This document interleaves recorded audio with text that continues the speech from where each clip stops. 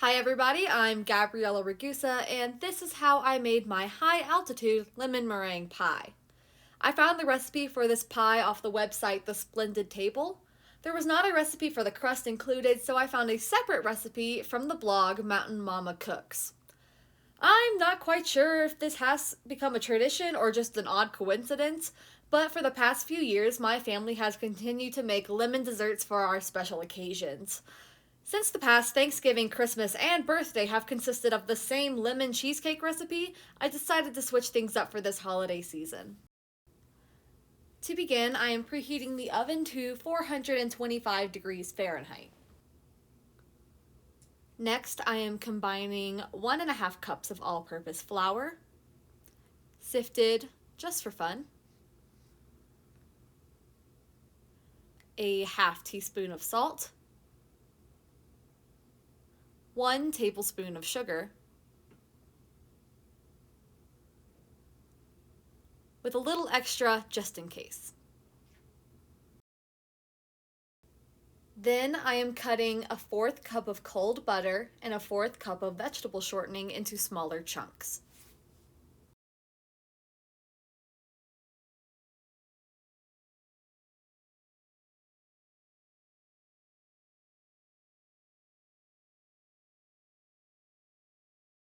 I have to admit, pulling apart the vegetable shortening felt pretty gross. After that, I'm combining the dry ingredients and butter with a pastry blender little by little. After combined, I begin to add ice water, tablespoon by tablespoon, while mixing until a ball of dough is formed.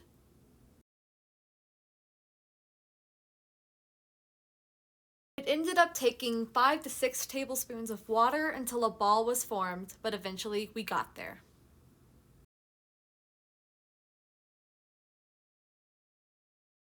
After preparing and flouring a wax sheet of paper, I formed the ball of dough into a disc-like shape. Then I put another sheet of wax paper on top and roll the dough into around a 1/8 inch thickness.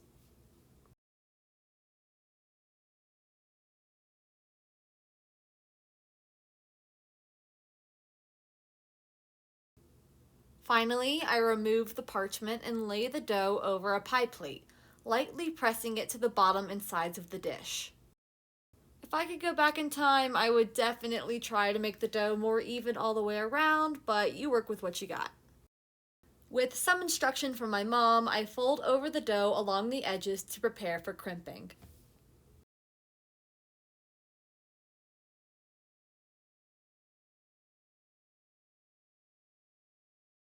Then I weigh down the dough with beans since I didn't own any pie weights. When it came to crimping the edges of the pie, my mom had to give me a hand once again and show me how to properly go about it.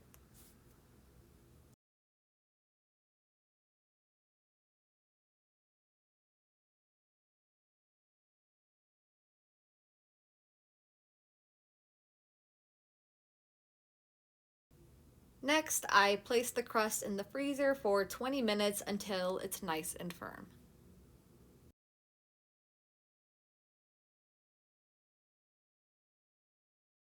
After removing the crust from the freezer, I pour out the beans and reduce the oven's heat to 375 degrees Fahrenheit. And in it goes for 15 minutes. Make sure you don't burn your washcloths.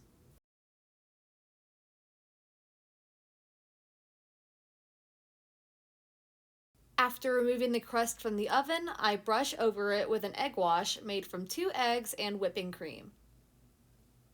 And sprinkle on top 1 tablespoon of sugar. I put the crust back in the oven for an additional 8 minutes and bake until it begins to brown.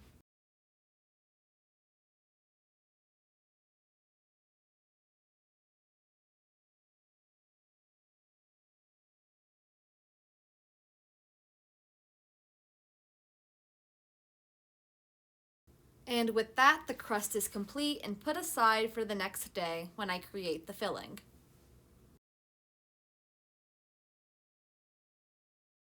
Alright, the next day, which is actually Christmas Day, we begin the process of making the rest of the pie. I didn't really go into this process with many expectations, but what I didn't expect was it to take nearly as long as it did. First, it's time for some ingredient prep. I begin by zesting away lemons, getting it absolutely everywhere, until I have about 2 tablespoons of lemon zest, which ended up taking 2 entire lemons.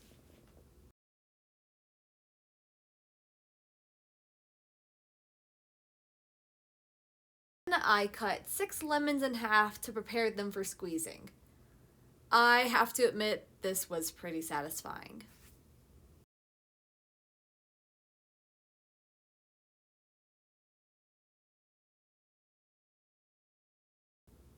Then came squeezing the actual lemons.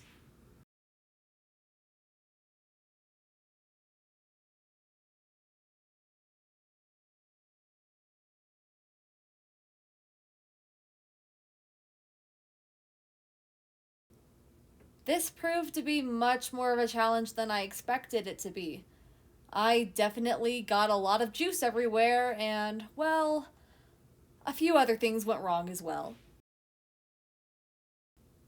I did end up cheating a little bit by using pre bottled lemon juice.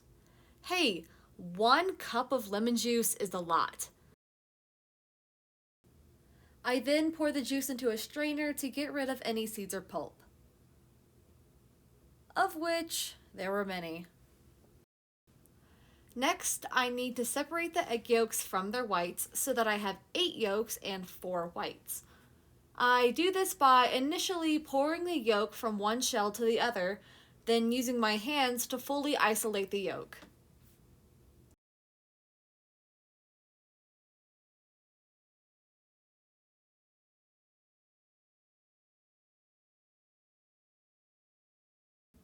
Be careful, this can definitely get messy. Then, like before, I cut 3 tablespoons of unsalted butter into smaller pieces.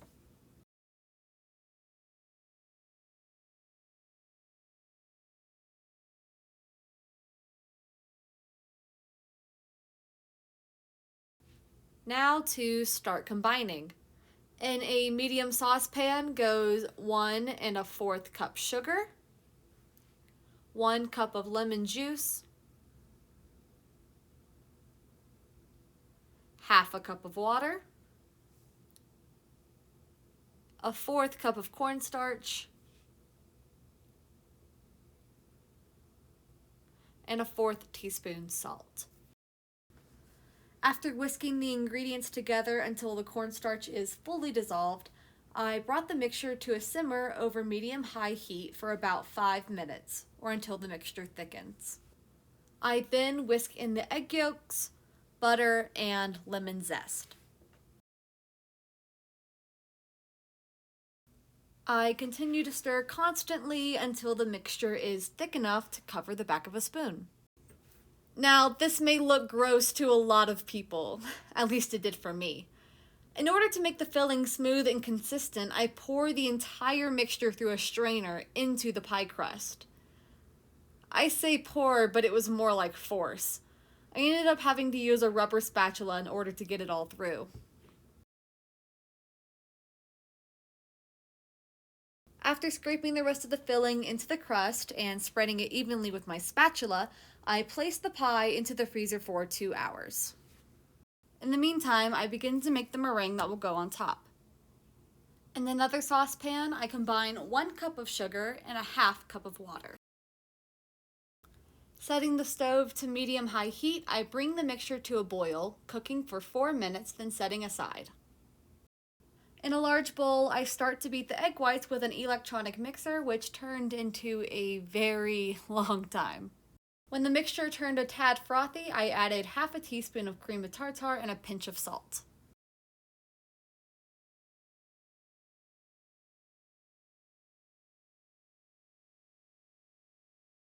I resumed beating the whites until achieving stiff peaks, upon which I added the hot syrup that was prepared earlier.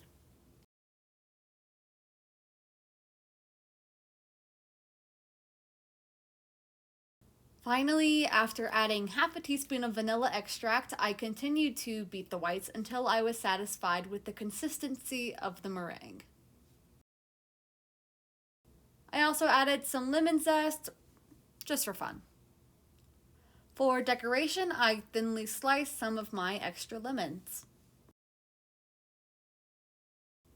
I accidentally forgot to film the beginning, but I then used a rubber spatula to scoop the meringue on top of the pie. I spread what seemed to be a mountain of meringue over the pie and used the spatula to create soft peaks all over. Then, not required by the recipe in the slightest, I used a blowtorch to brown the cream. This was definitely one of my favorite parts.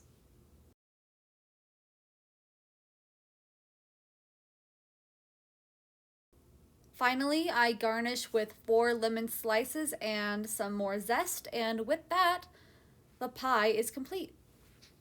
I was extremely happy with the end result of this pie. Everybody who tried it at Christmas dinner cleaned their plates, and that made me so happy since it took so long to make. Many of the required processes, such as taking care of the crust and whipping the meringue, required a lot of patience that I probably didn't have. I was definitely worried that all of my hard work would not pay off and the pie wouldn't be good.